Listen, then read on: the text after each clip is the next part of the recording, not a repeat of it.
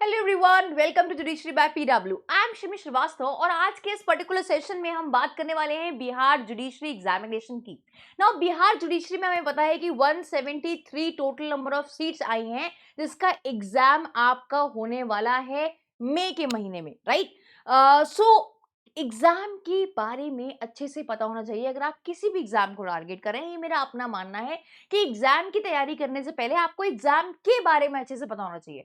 तो आज के इस पर्टिकुलर सेशन में we are going to talk about the syllabus, the exam pattern, qualification क्या है, एज लिमिट क्या होती है, एलिजिबिलिटी क्राइटेरिया क्या है। ये सारी बातें हम इस सेशन में करने वाले हैं, जहां पे एक ही वीडियो में मैं आपको सारी इंफॉर्मेशन दे दूंगी बिहार जुडिशरी को लेके। सो इस बार 33rd बिहार जुडिशरी का एग्जाम होने वाला है।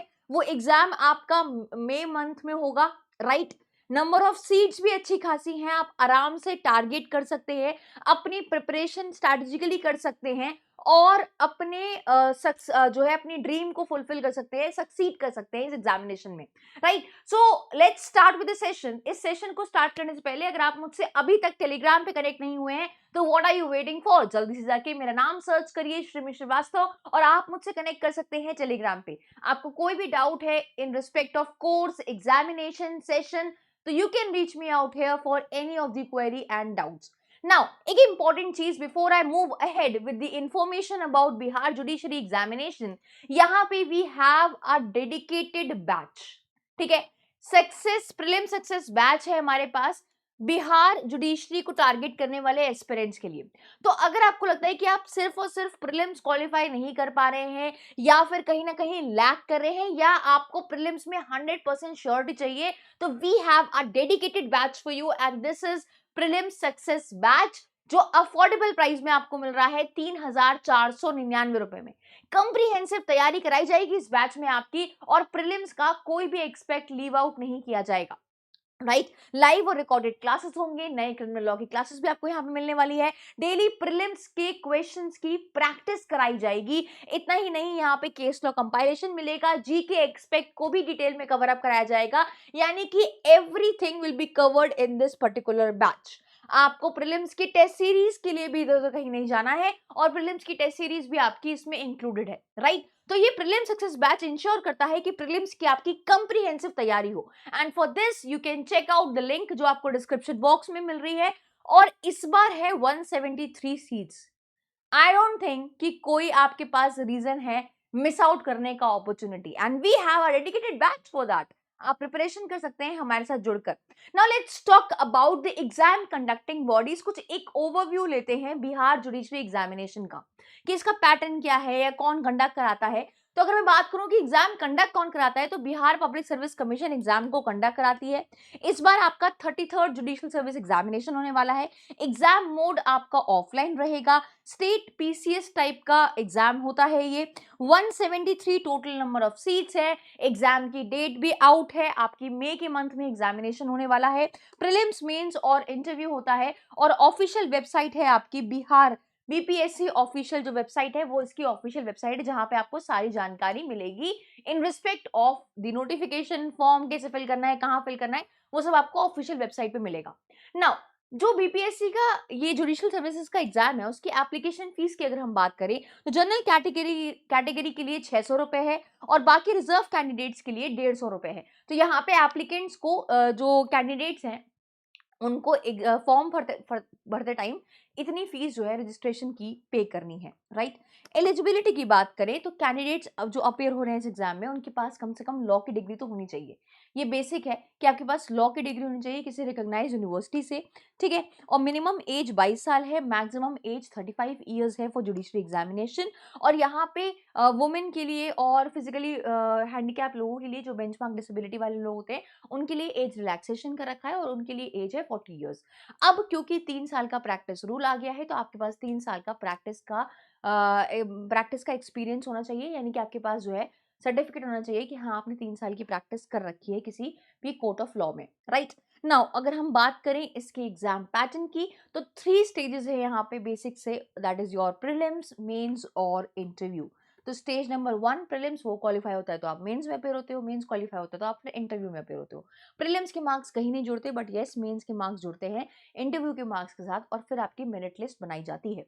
नाउ एग्जाम पैटर्न की अगर हम बात करें तो सिविल जज का जो ये एग्जाम है जो बीपीएससी कंडक्ट कराती है, इसमें प्रीलिम्स और मेंस एग्जामिनेशन का जो पैटर्न है वो कुछ इस तरीके से है। एग्जाम आपका ऑफलाइन रहता है, ठीक है। प्रीलिम्स का पेपर आपका एमसीक्यू बेस्ड रहता है, राइट।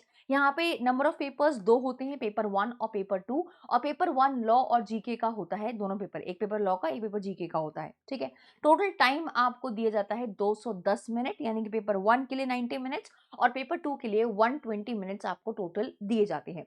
पेपर 1 आपका जनरल स्टडीज का होता है 100 मार्क्स का, और पेपर 2 आपका लॉ का होता है 150 मार्क्स का, और टोटल मिलके ये 250 मार्क्स का होता है, राइट। डिटेल में जानते हैं इसमें क्या क्या पूछा जाता है। तो यहाँ पे मेंस एग्जामिनेशन में आपके कुछ कंपलसरी और कुछ आपके मैंडेटरी पेपर्स होते हैं। तो मेंस एग्जामिनेशन भी ऑफलाइन होता है, जैसे आपका प्रीलिम्स एग्जामिनेशन होता है। फिर कंपलसरी आपके 5 सब्जेक्ट्स रहते हैं, ऑप्शनल आपके 3 सब्जेक्ट्स, कोई से भी 3 आप चुन सकते हैं, ठीक है।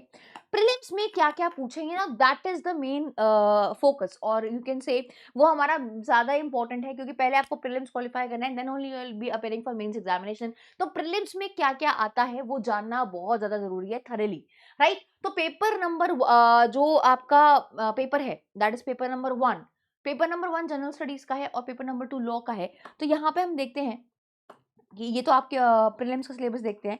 जनरल नॉलेज में आपसे history, geography, current affairs of national and international importance पूछा जाता है। Indian polity and governance, constitution, political system, Panchayati Raj, public policy, right issues etcetera, economic and social development, general science, ये आपसे general knowledge में पूछा जाता है।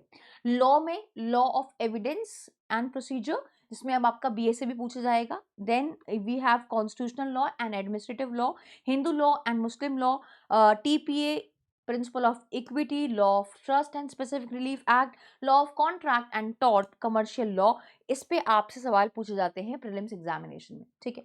अब मेंस एग्जामिनेशन की अगर हम बात करें तो मेंस एग्जामिनेशन में जनरल नॉलेज, जनरल स्टडीज में आपके ये कुछ टॉपिक्स जो मैंने आपको प्रीलिम्स में बताए वो पूछे जाते हैं, ठीक है। इसके अलावा एलिमेंट्री साइंस, जनरल साइंस का सिलेबस है कि आपसे जो है साइंस ही पूछी जाती है।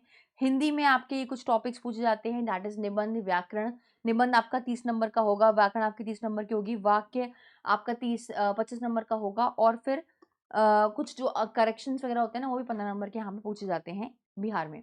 इंग्लिश में again spotting errors, antonyms, synonyms, filling the blanks with the missing words, usage of preposition, इस तरीके के क्वेश्चंस आपसे पूछे जाते हैं। और यहाँ पे आपको कॉम्प्रिहेंसिव पैसेजेस भी दिए जाते हैं जिसको आपको सॉल्व करना होता है, ठीक है।